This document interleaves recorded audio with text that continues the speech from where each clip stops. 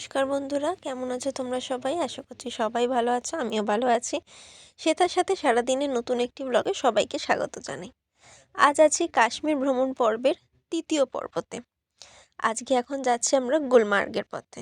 দেখো রাস্তায় দিয়ে গাড়ি যাচ্ছে আর আমরা অপেক্ষায় বসে আছি ওই যে দূরে বরফে ঢাকা পাহাড়ে কখন পৌঁছাবো সেই জন্য। ভীষণ এক্সাইটেড ছিলাম, ভীষণ ভয় লাগছিল আমার। আমি সত্যিই বলছি আমার ভীষণ ভয় লাগছিল, কারণ শুনছিলাম প্রচণ্ড ঠান্ডা রাত্রিরে বরফ পড়েছিল, স্নোফল হয়েছিল। আমি জানি না কতটা বোঝা যাচ্ছে, বুঝতে পারছো কি? কালো পাহাড়ের পিছনেই ঠিক সাদা সাদা পাহাড়।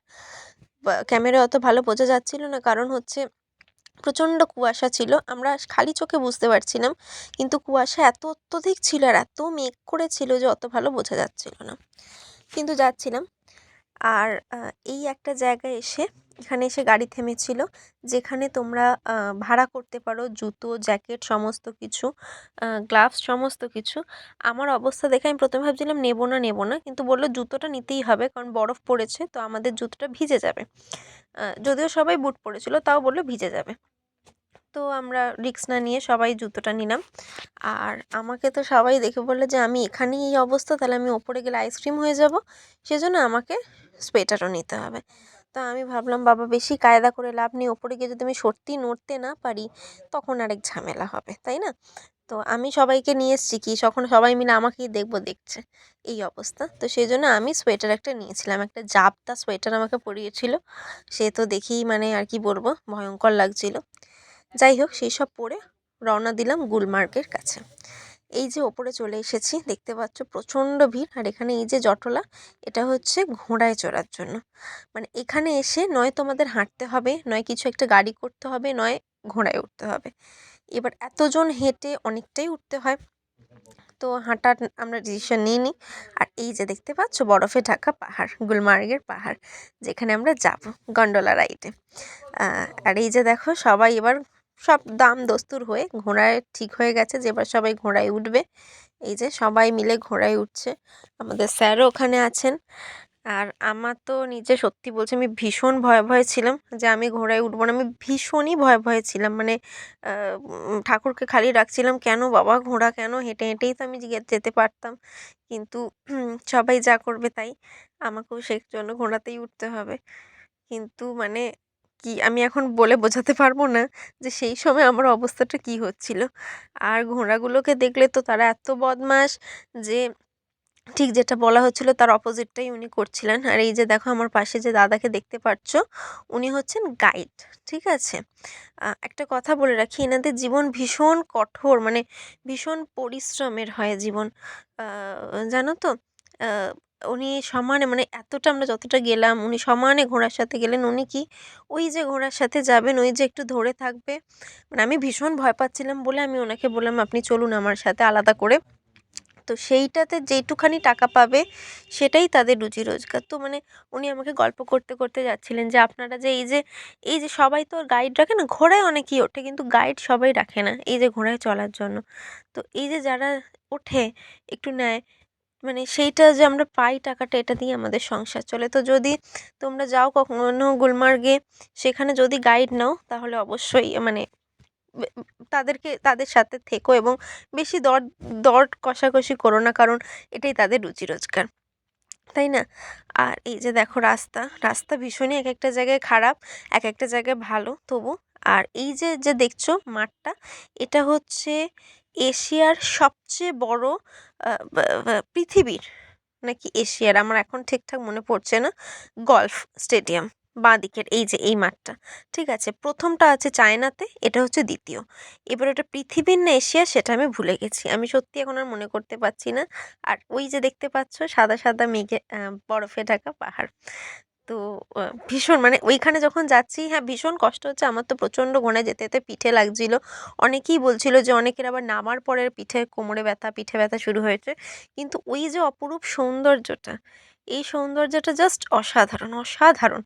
মানে হয়তো আমি কোনোদিনও ভাষায় বোঝাতেই পারবো না।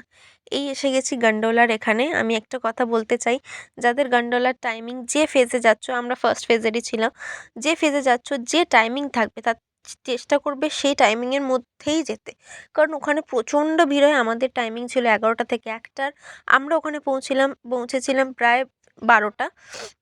এবং ওখানে গিয়ে মানে আমাদের টাইমিং আছে, কিন্তু ওখানে গিয়ে দেখলাম এত ভিড়, এত বড় লাইন, সে লাইনেই কত সময় চলে গেলো। যাই হোক, সেটা আমাদের কোনো এফেক্ট হয়নি, কারণ আমরা অনেকক্ষণই ছিলাম, অনেক আনন্দ করেছি, প্রচুর মজা করেছি। কিন্তু তোমরা বুঝতেই পারছো লাইন। আর একটা জিনিস আমি একটা টিপস দিয়ে রাখি, সেটা হচ্ছে অবশ্যই গন্ডোলার টিকিট অনলাইনে আগে থেকে কেটে নেবে, কারণ ওটা যদি সোল্ড আউট হয়ে যায় তাহলে কিন্তু তোমরা পাবে না। এই জিনিসটা একটা খুব বড় প্রবলেম হয়। এবার আমি জানি না যে তোমাদের মানে গন্ডোলার টিকিট মানে আলাদাভাবে ওখানে গিয়ে কাটা যায় কিনা। আমরা যতদূর জানি যে ওটা কিন্তু সোল্ড আউট হয়ে গেলে আর পাবে না। আমি কিন্তু প্রায় 1 মাস আগে টিকিট সবার বুক করে নিয়েছিলাম। আর গন্ডোলা রাইডটা আমি বলেই রাখছি, এটা হচ্ছে রোপওয়ে একটা, যেটা পাহাড়ের ওপর নিয়ে যায়। এটা 1000 ফিট ওপরে উঠছে। এটা ফার্স্ট ফেজ। সেকেন্ড ফেজেরটা আমরা যাইনি, আমি তাই জন্য বলতে পারবো না। আমি শুনলাম সেকেন্ড ফেজ গেলে ইন্ডিয়া পাকিস্তানের যে বর্ডারটা ওটা দেখা যায়, যেখানে বজরঙ্গি ভাইজানের শুটিং হয়েছিল সেটা ওখানে দেখা যায়। কিন্তু আমরা ফার্স্ট ফেজেরই টিকিট কেটেছিলাম, এবং খুব আনন্দের সাথে এটা বলতে পারি যে ওখানকার গাইড দাদারাই আমাদের বলে, এবং আমাদের ড্রাইভার দাদা যিনি ছিলেন তিনি বলেন যে আমরা যখন যাচ্ছি রাস্তায় করে, উনি আমাদের গাইড করলেন যে ওখানে অলরেডি স্নোফল শুরু হয়েছে, তো তোমরা গিয়ে বরফ পাবে, আপনারা গিয়ে বরফ পাবেন। আর যেটা ভালো কথা হচ্ছে ফার্স্ট ফেজে বেশি বরফ পড়েছে সেকেন্ড ফেজের চাইতে। আমরা সবাই জানি মানে জানতাম যে সেকেন্ড ফেজে বেশি বরফ পড়ে, কিন্তু সেই দিনকে কিরমভাবেই যে ফার্স্ট ফেজে বরফ পড়েছে এবং ফার্স্ট ফেজেই বেশি বরফ আছে, সেকেন্ড ফেজে যারা গেছে বরফ সেরকমভাবে পায়নি। সবে তো বরফ পড়া শুরু হয়েছে সেই জন্য। তো এই দেখতে দেখতে আমরা উঠে গেছিলাম একদম পাহাড়ের ওখানে, আর নামার 5 মিনিটের মধ্যেই স্নোফল শুরু হয়েছিল। জানি না ভিডিওতে অতটা ভালো বোঝা যাচ্ছে না, তার কারণ প্রচণ্ড হচ্ছিল না, কিন্তু শুরু হয়েছিল। এবং তখন মানুষের আমাদের আনন্দ দেখে কে, এত আনন্দ হচ্ছে যেমন আমরা ভাবতেই পারিনি স্নোফলটা পাবো। মানে আমি জানি না তোমরা কতটা বুঝতে পারছো যে স্নোফল হচ্ছে, কিন্তু ভীষণ মজা হয়েছিল স্নোফলটা দেখে। মানে এতটাই সুন্দর, সবসময় গল্পের বইতে পড়েছি, টিভিতে দেখেছি স্নোফল, কিন্তু যখন সেটা সামনাসামনি হচ্ছে জাস্ট অসাধারণ মনে হচ্ছিল এই তো স্বপ্নের জায়গায় চলে এসেছি, স্বপ্নের দেশে চলে এসেছি, স্বপ্নের মানে আমি আমি বলে বোঝাতে পারবো না যে ঠিক কতটা। তারপরে আমরা একদম মেন পাহাড়ের ওদিকটা গেলাম, যেখানে বরফগুলো পড়েছিল, ভীষণ বরফ ছিল, প্রচণ্ড ঠান্ডা, হাত মনে হচ্ছে কেটে যাবে এতটাই ঠান্ডা ছিল। তার মধ্যে বরফ ছোটাছুটি করতে গিয়ে আমার গায়ের জামার মধ্যে বরফ ঢুকে গিয়ে জামা ভিজে গেল, সে আবার আরেক কাণ্ড। হ্যাঁ, কিন্তু আমরা প্রচণ্ড আনন্দ করেছি। বরফ নিয়ে ছোঁড়াছুড়ি, খেলা, ঘোড়ায় ওঠা, ঘোড়ায় উঠে এখানে অবধি আসা, এবং অনেকে দেখছিলাম একদম ওপরে উঠছিল, কী করে উঠছিল জানি না। আমরা তো এইটুখানি উঠতে গিয়ে পা স্লিপ খেয়ে আমি 2-3 বার পড়েছি, এই দিদিও পড়ে গেছে, সবাই উল্টে উল্টে পড়ছে, আবার উঠে পড়ে আবার হাঁটছে। কিন্তু আমি একটু ভীতু প্রকৃতির মানুষ, তো যদি লেগে টেগে যায় সেই ভয়েতে আমি বেশি অত কায়দা মারিনি। এই যে আমার অবস্থাটা দেখতে পাচ্ছ, মানে ওইটুখানি মুখটাও মনে হচ্ছে আমি ঢেকে নিই কিছু দিয়ে। আর আমাদের যিনি গাইড দাদা ছিলেন, তিনি ছবি তোলার জন্য যে কী করে দিচ্ছে, মানে কী করলে যে তিনি সুখী হবেন সেটা বোঝাতে পারছি না। সে এরমভাবে ছবি তোলো, ওরমভাবে ছবি তোলো, বরফ সাইড থেকে ছুটছে। আসলে ওনারা জানেন এরকমই সবাই পর্যটকরা এসে করে।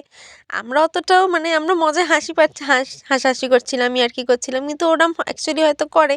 তো সেই হিসেবে আমরাও ফটো তুলছিলাম, কিন্তু ভীষণ আনন্দ করেছি। আর বরফটা তোমরা দেখতেই পাচ্ছ, বরফ দেখে তো ভীষণ খুশি। যাই হোক, আজকে গুলমার্গের সফর এখানেই শেষ করি, তারপরে পরে বাড়ি এসে গেছিলাম। আর কিছু বলার নেই। কেমন লাগলো জানিও। পরের দিন থাকছে আপেল গার্ডেন। তো আজকের মতো টাটা, দেখা হবে নতুন ব্লগে।